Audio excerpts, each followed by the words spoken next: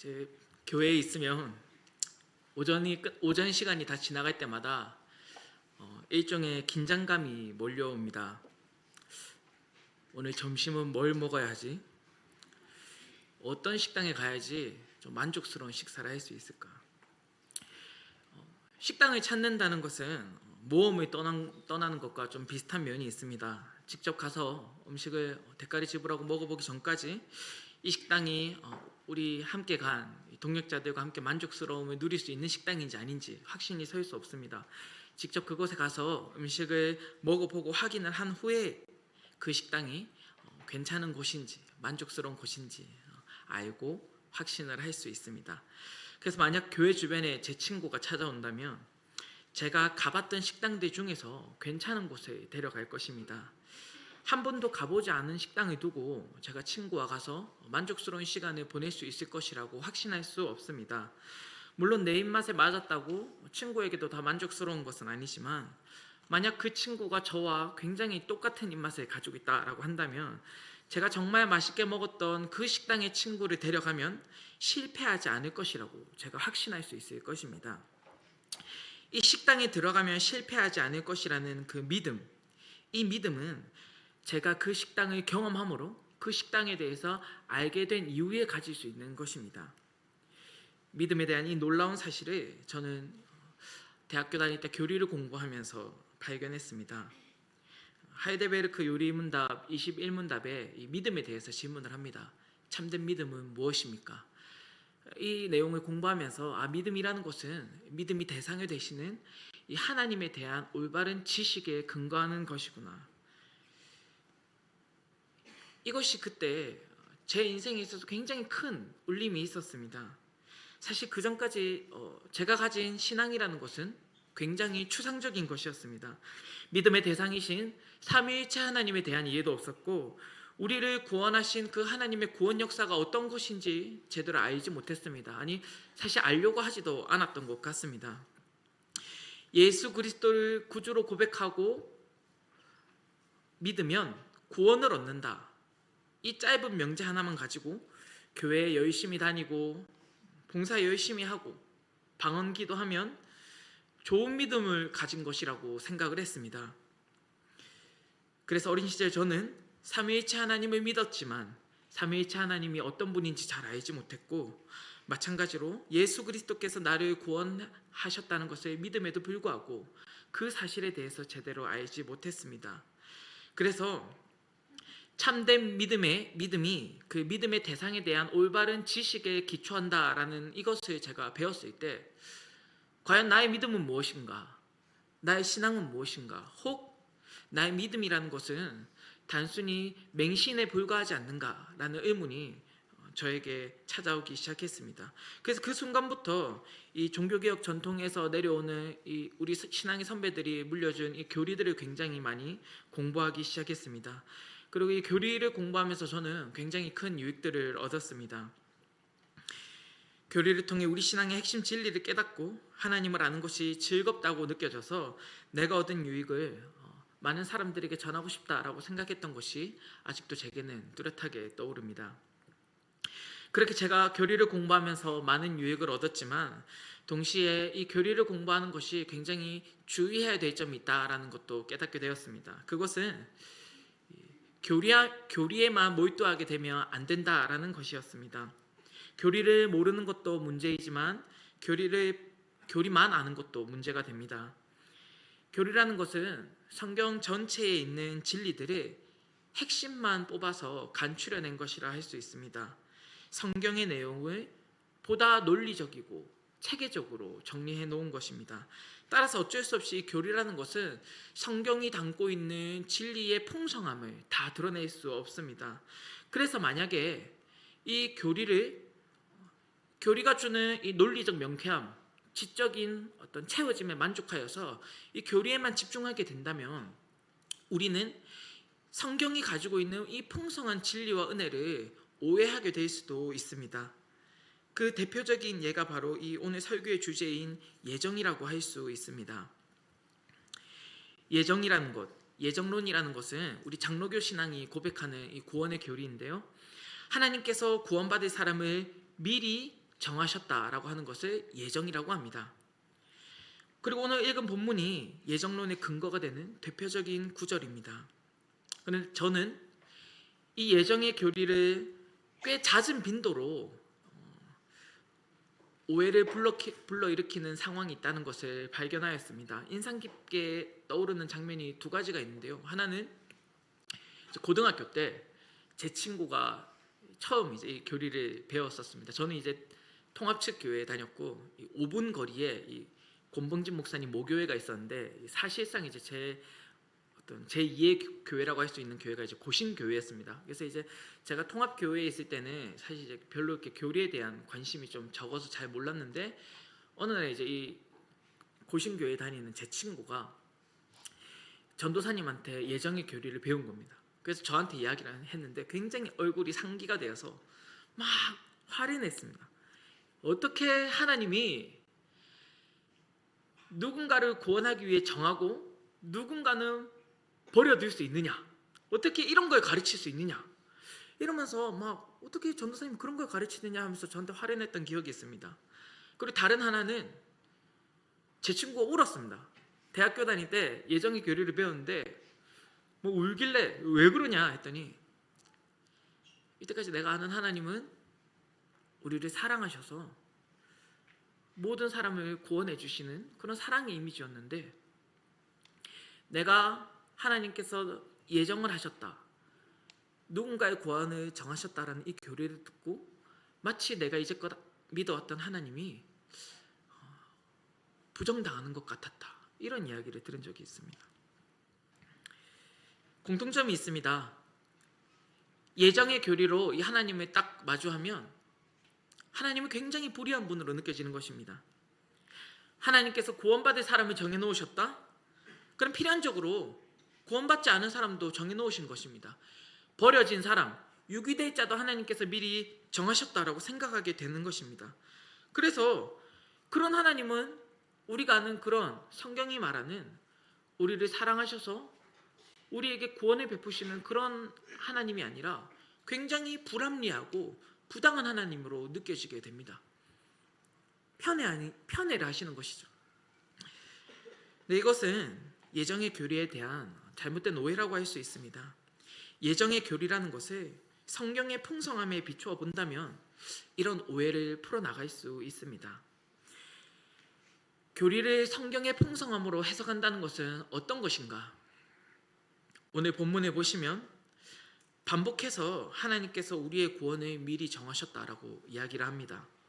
4절에 보시면 창세전에 그리스도 안에서 우리를 택하사, 5절에 그 기쁘신 뜻대로 우리를 예정하사, 9절에 그리스도 안에서 때가 찬 경륜을 위하여 예정하신 것이니, 11절에 그의 뜻의 결정대로 일하시는 일에 계획을 따라 예정을 입어. 우리가 이 본문을 보면 명확하게 우리의 구원이 하나님의 선택으로부터 왔다는 사실을 알 수 있습니다. 그런데 여러분, 하나님의 예정하심에 대해서 반복적으로 이야기하고 있는 이 문맥 속에서 동일하게 반복적으로 나오고 있는 단어가 있습니다. 혹시 발견하셨습니까? 어떤 말이 계속 반복되고 있습니까? 그리스도 안에서. 예정을 이야기하고 있는 이 문맥 속에서 그리스도 안에서라는 말이 수없이 반복되고 있습니다. 그리스도 안에서 우리를 택하사, 예정하사 예수 그리스도로 말미암아, 그리스도 안에서 때가 찬 경륜을 위하여 예정하신 것이니. 왜 우리에 대한 예정을 말하는 본문에서 그리스도 안에서라는 말이 계속 반복되고 있을까요? 우선 하나님의 예정을 말하기 위해서는 한 가지 질문으로 시작해야 합니다. 우리가 예정의 교리에 다가가기 위해서 출발해야 되는 지점이 무엇이냐? 바로 우리의 구원은 어디로부터 오는가라는 질문입니다. 종교개혁자 마틴 루터가 거의 평생 이 문제로 씨름했습니다. 하나님께서는 선하신 분이고 공의로우신 분이셔서 단 한 점의 죄도 용납하지 않으시는데 하나님 앞에서 나를 봤을 때 이 죄인이 내가 하나님 앞에 설 수가 없는 겁니다. 하나님의 그 진노의 심판을 피할 길이 없는 것입니다. 그래서 원래 법을 공부하던 루터가 이 수도원에 들어가게 되는데 이런 전제들이 깔려 있는 것입니다. 내가 이제 수도원에 들어가서 엄격한 규율을 지키고 하나님의 말씀에 더 가까이 하고 기도를 더 가까이 하면 이 죄의 문제를 해결할 수 있지 않을까. 근데 시간이 지나도 해결되지 않았습니다. 그가 이 믿음으로 구원을 받는다는 이 진리를 깨닫기 전까지 이 죄의 문제가 루터를 계속 괴롭혔습니다. 이처럼 하나님 앞에서 우리의 존재를 놓고 바라본다면 우리는 당당하게 그 앞에 설 수가 없습니다. 공의로우신 하나님께서 티끌만한 죄도 용서하지 않으시는데 성경이 우리에게 명령하는 것을 단순하게 생각하면 하나님을 사랑하고 이웃을 사랑하는 것입니다. 그런데 우리 삶 가운데 하나님보다 사랑하는 것이 얼마나 많이 있습니까? 이웃을 사랑하라고 하시는데 어떤 순간은 이웃이 아니라 내 바로 옆에 있는 가족도 미워서 보기 싫을 때가 있지 않습니까? 그래서 누구도 하나님 앞에서 떳떳하게 제가 하나님의 모든 계명을 다 지켜 의로움을 얻었습니다, 내가 구원받을 자격이 있습니다 라고 할 수 있는 사람은 그 누구도 존재하지 않습니다. 그런 우리의 모습에서 구원을 질문하면 구원이라는 것은 굉장히 불확실한 것입니다. 그래서 많은 성도님들이 고민합니다. 내가 구원받을 수 있을까? 하나님 믿음에도 반복적으로 실패하는 나의 모습을 보면 구원이 흔들리게 됩니다. 죄로 인한 나의 연약함을 발견하고 구원의 근거를 질문하는 것에서부터 이 예정의 교리가 시작됩니다. 아까로 돌아가서 오늘 본문에 예정에 대한 이야기가 반복적으로 나오는 이 맥락 속에서 그리스도 안에서라는 말이 반복되고 있는 이유가 무엇인가? 내 모습을 보면 구원의 어떠한 근거도 찾을 수 없는데 그렇다면 나의 구원은 어디에서 발견되나? 그 해답을 얻을 수 있는 곳이 바로 그리스도 안에 있다는 것입니다. 예수 그리스도 안에서 우리의 구원의 근거를 발견하면서 하나님의 은혜를 깨닫게 됩니다. 나에게서 비롯된 것이 아무것도 없기 때문에 이 구원은 하나님의 전적인 은혜가 되는 것입니다. 구원과 관련된 그 모든 일들이 하나님 편에서 하나님이 행하시는 하나님의 결정하심이 아니면 설명할 수가 없는 것입니다. 허물과 죄로 얼룩진 나의 모습을 보면 자신이 없는데 나조차도 싫은 내 모습이 있는데 이 모든 연약함이 우리가 구원을 받는 데 있어서 어떠한 영향도 주지 못한다는 것입니다. 왜? 구원이라는 것은 나의 어떠함에 근거하는 것이 아니라 하나님의 선택에 의해 결정되는 것이기 때문입니다. 그래서 우리가 이 예정의 교리를 생각했을 때에 마치 수수께끼를 풀듯이 나는 구원을 받았을까? 저 사람은 선택받은 사람일까? 이런 식으로 생각할 수 있는 문제가 아닙니다. 죄인된 나의 모습 속에서 구원을 발견했을 때에 이 구원의 근거가 내 속에서는 발견할 수 없다는 것을 깨닫고 그래서 어떻게 내가 구원받았지? 예수님 안에서 나의 구원이 왔구나. 이렇게 구원을 확인함으로 하나님의 선택으로부터 이 모든 구원의 은혜가 비롯되었다는 것을 확인할 수 있는 것이 바로 예정의 교리라는 것입니다. 그래서 이 예정의 교리는 우리가 하나님께 찬양하고 감사할 수밖에 없는 기도의 제목이 되는 것입니다. 오늘 본문 3절과 14절을 보십시오. 찬송하리로다. 하나님 곧 우리 주 예수 그리스도의 아버지께서 그리스도 안에서 하늘에 속한 모든 신령한 복을 우리에게 주시되. 예정을 말하는 이 본문이 찬송으로 시작하고 있습니다. 왜 그렇습니까? 이 예정이 하나님께서 나를 구원해 주셨다고 하는 이 진리가 나의 찬송의 도구가 되는 것이기 때문입니다. 이 진리를 알고 나면 하나님께 감사와 찬양으로 반응할 수밖에 없기 때문입니다. 그래서 이 예정을 말하고 마지막에 14절에 그의 영광을 찬송하게 하려 함이라 라고 이야기하는 것입니다. 따라서 이 예정의 교리는 누구는 구원하기로 작정하고 누구는 버려주길 작정하신 불합리한 하나님은 이 예정의 교리에 존재하지 않습니다. 이 예정의 교리에는 자격 없는 나를 조건 없이 사랑하시고 전적인 은혜로 나를 구원하기로 선택하셔서 구원이 나에게 달려서 불확실하게 되는 것이 아니라 전적인 하나님의 은혜로 말미암아 확신에 설 수 있는 나의 찬양과 감사의 기도가 될 수 있는 이 맥락 속에서 예정이 이야기되어야 한다는 것이죠. 이 예정의 교리에서 확인할 수 있는 이 하나님의 사랑과 은혜가 우리의 모든 삶을 관통하는 하나의 중요한 메시지라고 할 수 있습니다. 나의 신앙생활에 있어서도 내 존재 가치를 결정하는 데 있어서도 이 하나님의 사랑과 은혜에서 모든 것이 출발해야 합니다.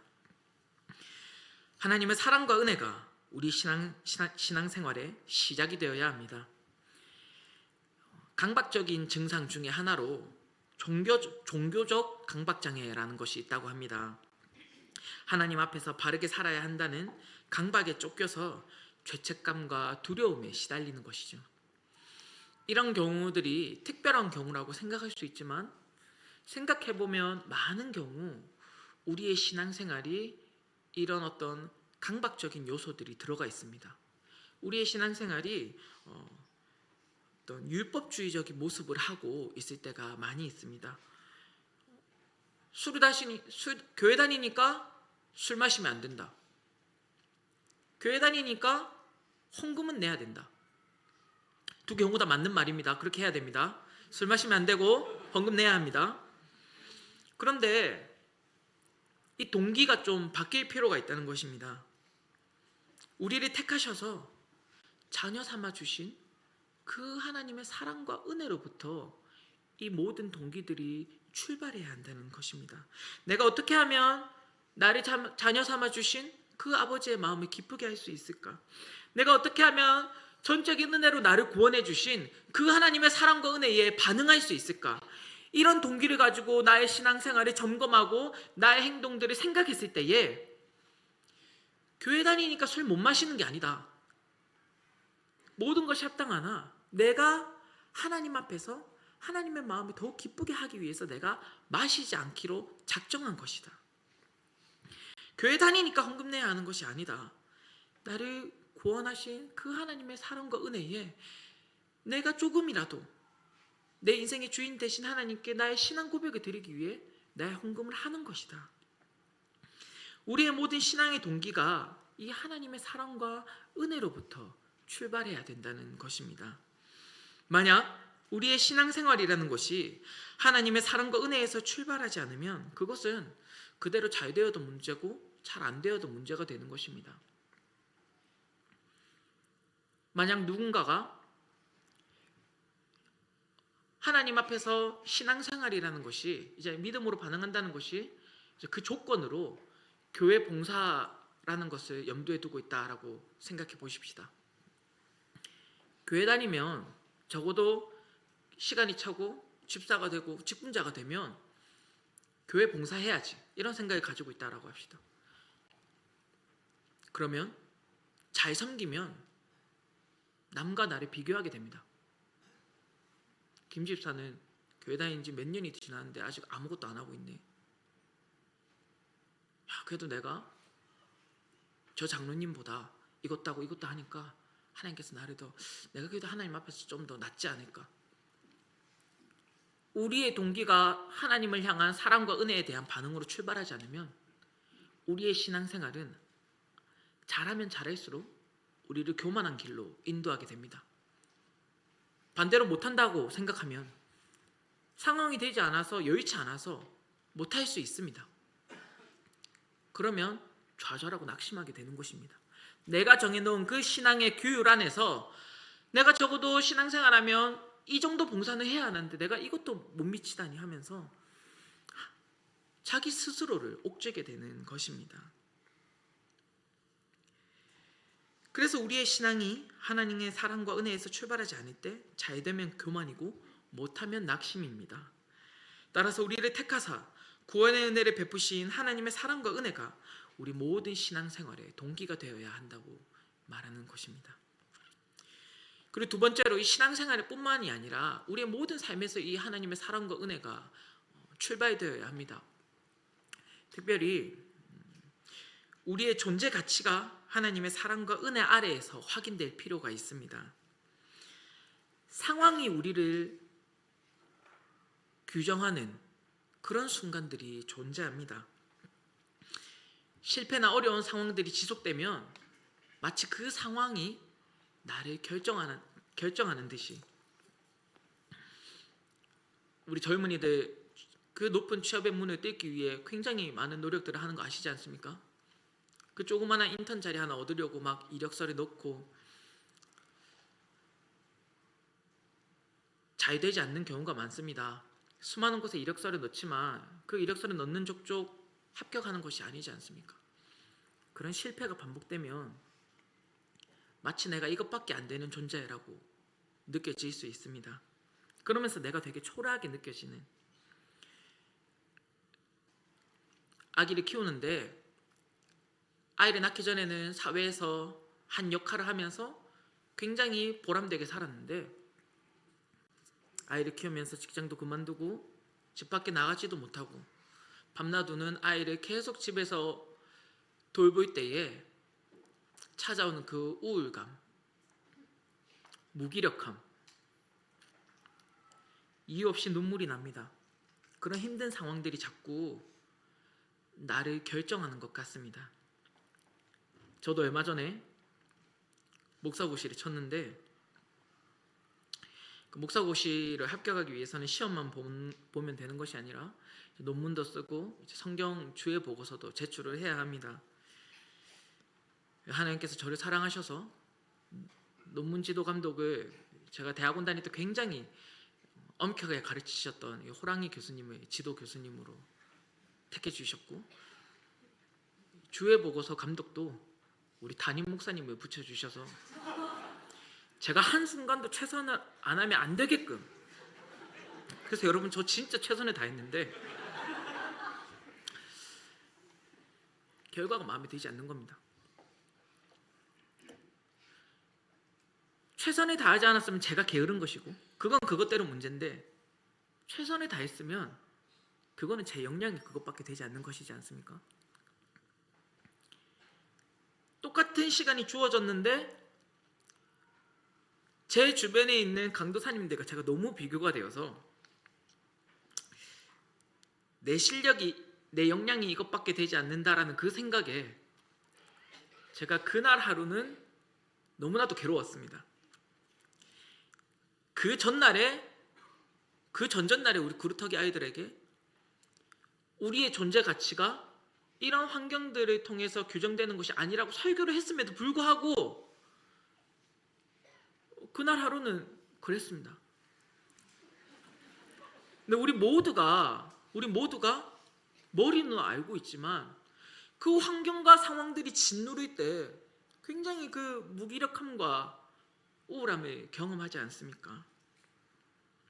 지금 이 자리에서도 여러 가지 상황들 때문에 스스로를 초라하게 여기는 자들이 있을 수 있습니다. 그때 우리가 기억해야 될 것이 무엇입니까?